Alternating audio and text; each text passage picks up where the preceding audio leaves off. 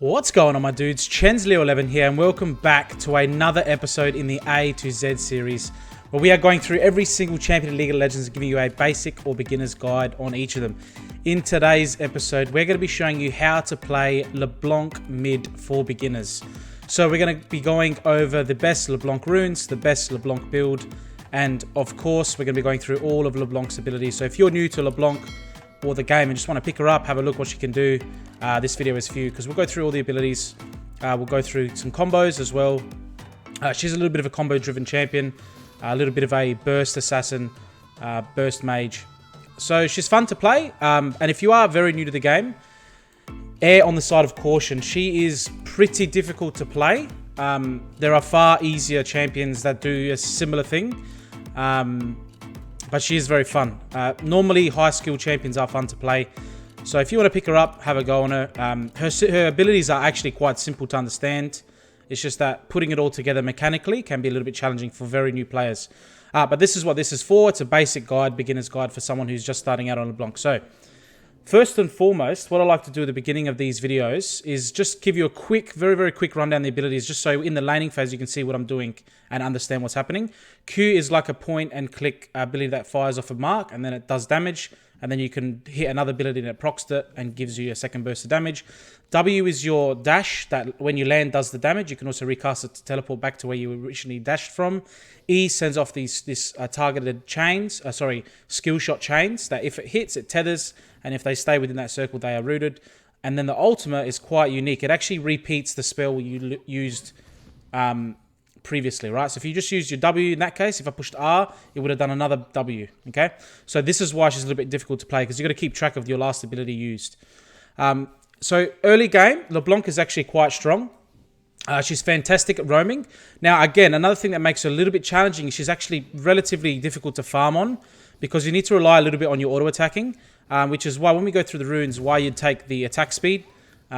It just helps out a little bit with the wave clear with CSing last hitting. So the start of this game, you might think, oh my god, this guy sucks, he can't CS, but it ends up being okay this game, because we managed to impact around the map a little bit and get our team ahead. As you can see there, it's hard to actually last hit. So taking the attack speed does help. So what you want to do on LeBlanc is actually try and get a lead and roam, or if you can't get a lead off your laner, try and roam to gankable lanes and get kills and gold that way. So that's why when I play LeBlanc, my CS numbers tend to be a little bit low. It's because I like to farm as best I can and then roam and try and impact other lanes. And then you can see a nice little route there, nice trade, and get the electrocute proc off. So that's a quick rundown of the abilities. So now, before we go any further, let's go through the runes. So LeBlanc is a burst mage, right? So electrocute makes sense. So electrocute is the keystone you want to take. Next, you want to go taste of blood. You want to go zombie ward. But if you're playing, if you're if you're just starting out and you're in the low elos, zombie ward is probably not even the best option, because normally people wouldn't even be looking at the map that often, right? So then I'd suggest maybe go like eyeball collection. That's probably what I took in this game, so I could just do more damage, right? Okay, nice little trade. We get on top, we use our ignite, and I think there's our passive that goes off. We'll go through that in a moment. We hit the Q, and I think we're going to have to flash over here to get the kill, which sucks, because if we had a little bit more time, we could have used our W instead. But that's okay. We burn our flash. We get a kill. Good start to the lane. So the next half of the runes are actually up to you. For me personally, I like going the inspiration secondary with the biscuit delivery and the time warp tonic. This gives you a bit more lane sustain. It just helps me farming, especially because we're going ignite. So when you take ignite, it's actually harder to farm, because you can't just shove back and then like TP or something, or if you die, get the TP and don't miss as many minions. TP is more for that lane pressure to get kills, right? But what you can do for some more late game scaling, or just help, it's basically for late game scaling and a little bit of mana regen, is you go mana flow band and transcendence instead of the inspiration secondary. I prefer the biscuit and the time warp atomic, but it's up to you. And then, as I said earlier, you want to go the attack speed, flex. So for the flex, you want to go adaptive force for damage, and then magic resist or armor depending on your matchup. In this case, we went magic resist because we're into Annie. So yeah, that's basically the runes. pretty straightforward. Electrocute is definitely the best. A lot of your combos hit 3 times. Like if you could Q, W, hit the chains, or you double W with using your R, you'll hit 3, and then you'll hit the Electrocute proc. You want to be proccing that as much as you can in lane when you got a nice opportunity to trade, just for that extra damage. So as I said, we're going to take Ignite, and now let's go through the skill priority. So level 1, you want to take your W. Level 2, you want to take your Q, and then level 3, your E, and then you want to max your W, then you want to max your Q, and then you want to max your E last, and then always, as always, take a point in your ultimate whenever you can. So level 6, 11, and 16, and you should be good to go. So here, as I said, always take a point in your ultimate when you have it available. So once you get your ultimate, that's when you can start getting a bit spicy with it. Like you can do double spells, was what I just did there. I used my chains twice because I missed the first one. Before we get into our ultimate, I'll just quickly tell you the best use case for your ultimate as the game goes on. In the early game, the best option, in my opinion, is the double chains. So you can hit someone with your first chain. When they're stunned, they can't move. You hit them with your second chain, right? This guarantees a massive lockup for the enemy laner, and they can't move, especially if your jungler's coming. They literally CC'd for ages, and you just get a free kill. Later on in the game, you can use your double W for mobility, also for just sticking on a target. It's fantastic. The double Q is also very, very good, but it's hard to pull off because if you use your first Q, they kind of run away, and then you want to try and hit your second Q. But if you're in a bush, like on a controlled, like right here, and that someone's walking towards me, you can just like Q, like, or QR to proc your Q twice, right? And then hit them with the chains. And that'll proc 4 instances of your Q damage. First Q, and then when you hit your second Q, that'll proc the first Q again, plus the second Q the first time, and then you hit the chains or the W, it'll proc the Q a 4th time, right? So you get a lot of damage, but it's actually hard to land. Early game, chains, double chains is good. So there I used the second Q because I just used my Q, so I couldn't double chains essentially. Here we get a little bit unfortunate. I accidentally ordered the bloody dragon. That didn't help. Trying to bite off more than I can chew there. Going to try and help the team secure the dragon by killing it. Ended up working out okay from memory. I think the Volibear kills the Annie. But he's going to maybe die to the Warwick. We'll see. My team is following up nicely. Well done by the bot lane. It's good to see some team play, right? Instead of just everyone staying in their lane and not moving.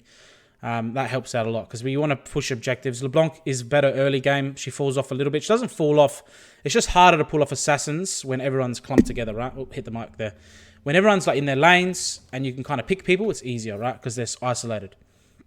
That's kind of why she falls off, even though she actually has a lot of late game damage. It's just that it's harder to pull it off. So let's go through the build and the starting items. So starting items for 100% is Corrupting Potion. Fantastic in trading. Obviously, the mana sustain, the sustain in lane helps out a lot as well. It helps you stay in your lane. Again, you don't have teleport. You want to stay in lane as much as you can to get as much CS as you can. Nice little farming you saw there. Use your chains, actually do a lot of damage on the minions. Your cooldowns aren't too long. As you get later into the game, your ultimate cooldown's on such a low cooldown, you can just kind of use it as another ability. But early game, you kind of don't want to be using your ultimate for farming. So then with your items, you want to be rushing as your Mythic, your Luden's Tempest. Fantastic item, burst damage, gives you mobility, bit of movement speed. Then you want to go Cosmic Drive for the CDR. LeBlanc tends to not have mana issues too bad. When I was playing her, I didn't notice any like strong mana issues. So Cosmic Drive seems to be fantastic for the CDR. Obviously, you get a lot of ability haste, which is perfect on LeBlanc, makes you more slippery, more damage, etc. Then after that, you obviously want to put in a Sork Boots. And then there are instances where you don't take Sork Boots, but they're very, very rare. Like a full 80 team comp, you can maybe say, maybe I want Steel Caps, but very, very rare cases. Normally you just go Sork Pens because you want to blow up the squishies. And then after that, you can go Zhonya's, and then it's all game dependent. If they got no magic resist at all, go a Death Cap. But if they got a lot of tanks with magic resist, then go Void Staff. You can also get a Banshee's Veil. In this game, it's actually very good against an Annie, right? Because she's going to try and stun you. So Banshee's Veil will be good. So we get a nice little engage onto the Anivia. We pull back out with our W, which is kind of like why I love LeBlanc. It's the in and out ability of LeBlanc. You can go in with a W and then pull straight back out instantly. So you can also do it with your R to blink back to 2 different spots. And you can see there, wave clear is pretty good as you get a bit more AP. The W tends to one-shot the backline. All right, so that's the build. Now we're going to go on to the main part of the video, which is the abilities and what LeBlanc actually does. So now that you have an understanding of what runes and items to build, what are you actually doing when you play LeBlanc? So I'm trying to signal for my team before we get on with the passive to gank the Annie, but from memory he just wants to suck his chickens and he doesn't want to help us out. So we're going to go clear the wave as best we can. You can see you got to use your auto attacks, use your chains. This is a little bit different to medi mages. A lot of the time, you just use your abilities to blow up the whole wave. LeBlanc is one of those ones like Orianna kind of where you actually need to use your auto attacks more to CS it. All right, so if you're used to that, then that's great. As you can see, 47 at 10, terrible CS numbers, but we have been roaming a lot, trying to help the jungler and the bot lane out. Now's probably a good time to reset. Let's go through the passive, guys. So the passive is called Mirror Image. All right, so a very unique passive. It's kind of what makes LeBlanc a little bit slippery again. Is when LeBlanc is taken to 40% health, she creates a controllable clone of herself, and you can control her by alt click or control click, depending on how your game's set up. I think alt click is the default. If it's not, it's the control click. It's one of the two, and then left click to move your clone around. If you're just starting out, you don't have to worry too much about controlling the clone. It'll just kind of run in a random direction. And then when it happens, you and your clone go invisible for 1 second. So that's enough of confusion for the enemy, right? So they might actually start attacking the wrong... All right, beautiful. There's the double R. We use so we use the W there for mobility to get in range, and then we use our R to actually get on top of the Warwick and do the damage. So you can do that too. But I think we're gonna get done here. And look how slippery you are with your W and your flash. You can get out of sticky situations like we did there. We got a nice retaliation kill, and we can back now.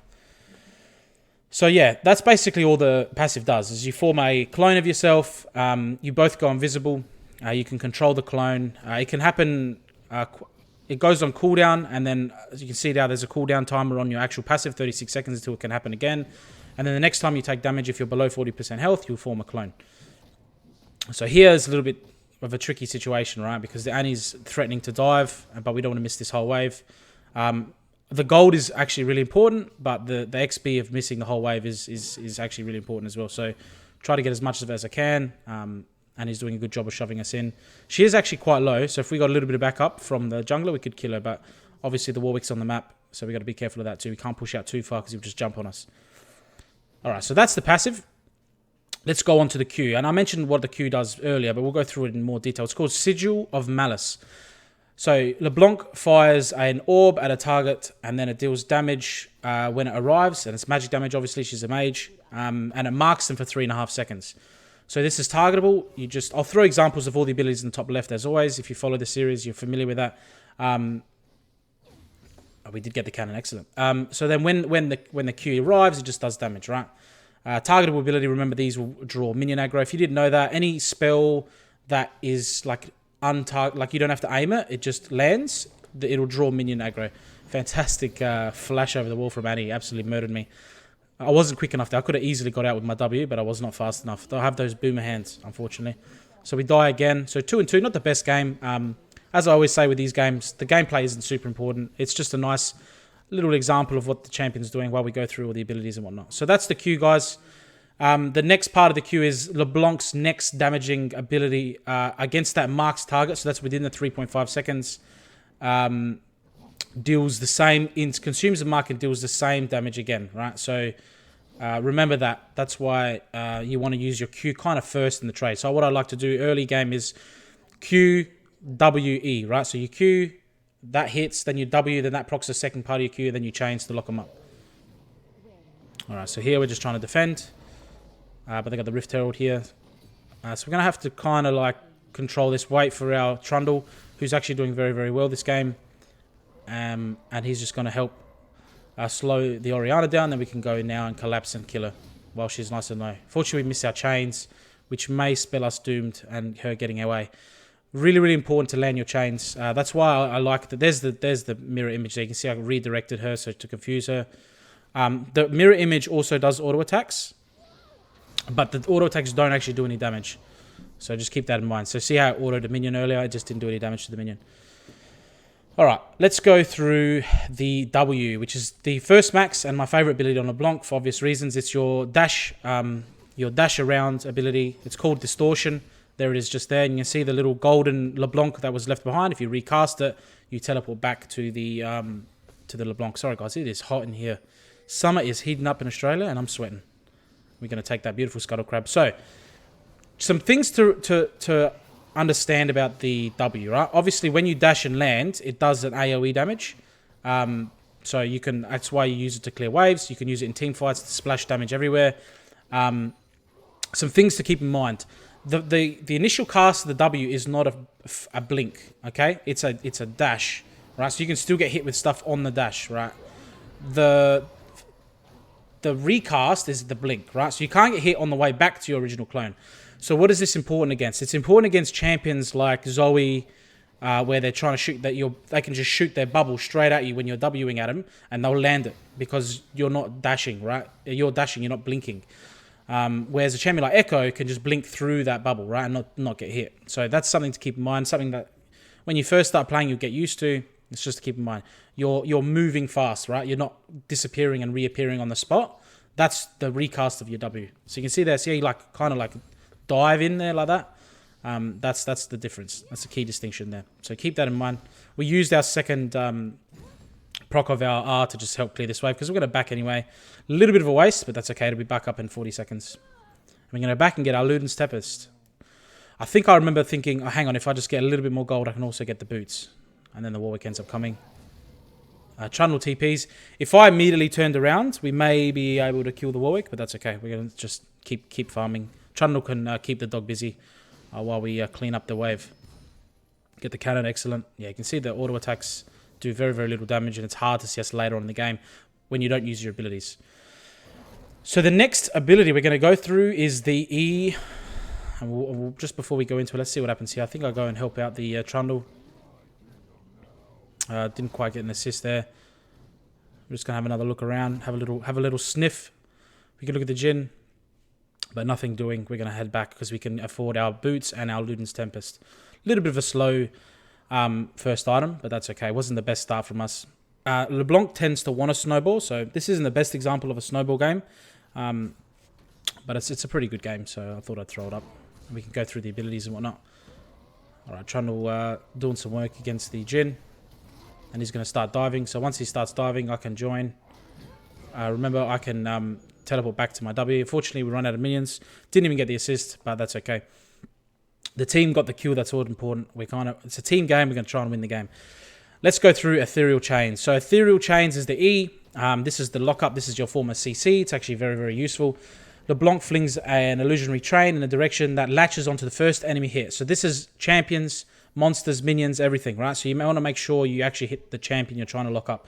In the lane, you can actually, if the back of the minion wave is low, the casters, you can distortion onto the wave to blow them all up while using your E, if that makes sense. Like you land an E. That way, your E will not hit any minions and go straight hit and latch on, and then you can use your Q, or you can wait and then hit your second proc of your chains to double lockup. So that's what you can do with your chains. So remember, it hits the first enemy hit, right? So it latches on, does magic damage, forming a tether, and reveals them for 1.5 seconds, so they can't be unseen if they're still tethered. So even if they go into a bush or something, you'll still be able to see them. We're gonna absolutely flog this kill. Thank you very much. Sorry, Volley Bear.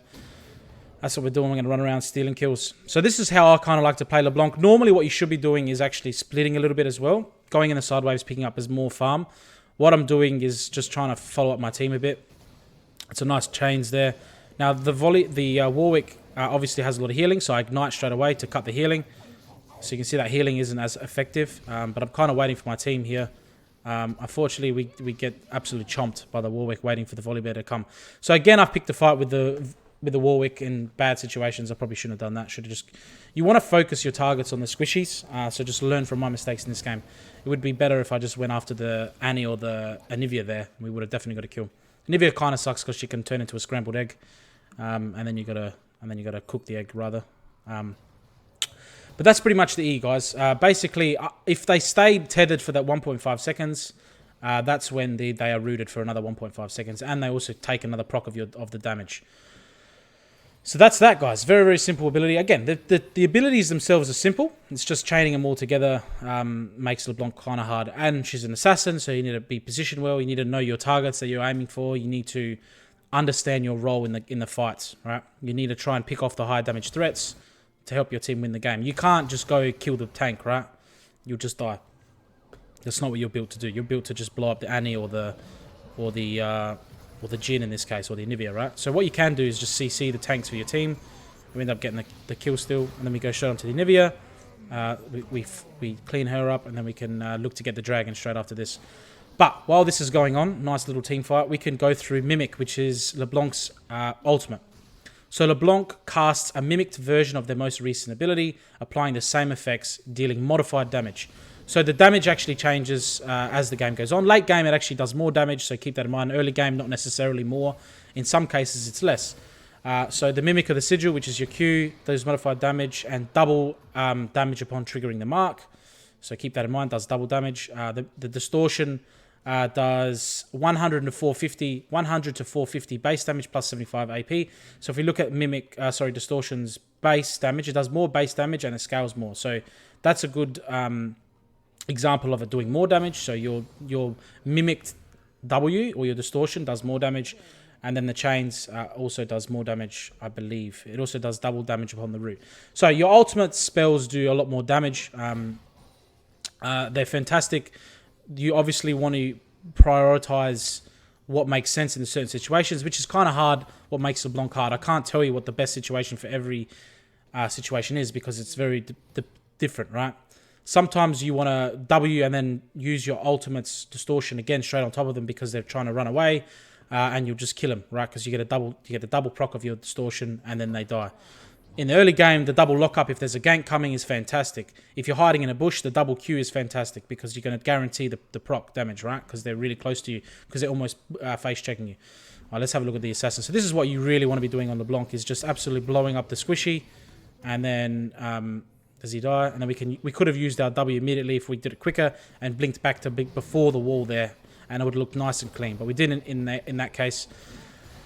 And now we just push with our team to end the game. So that's pretty much everything with LeBlanc. Now, if you have questions, as always, leave them down below. I answer every single comment in the comment section. And obviously, this is for a beginner's guide to LeBlanc. So I do hope you enjoyed, and hope all the abilities made sense. And remember to also hit the subscribe button if you do enjoy these guides. As I said, we're going through every single champion in League, and this is episode 60-something. We're getting quite the way through, having a lot of fun. Pre-season will begin soon in the new patch, so might make it a little bit difficult to make these guides, especially if the meta's changing very quickly because of new builds and whatnot. But I will try my best to get these videos out so you can enjoy them, and we will have some pre-season content to come as well. So if you did enjoy, hit the like button, hit the subscribe button. Thank you guys so much for watching. I think we got Lee Sin next, so another high mechanic champion, so it should be a lot of fun in the jungle. Thank you guys so much for watching, and remember, at the end of the day, it is nighttime. Take it easy.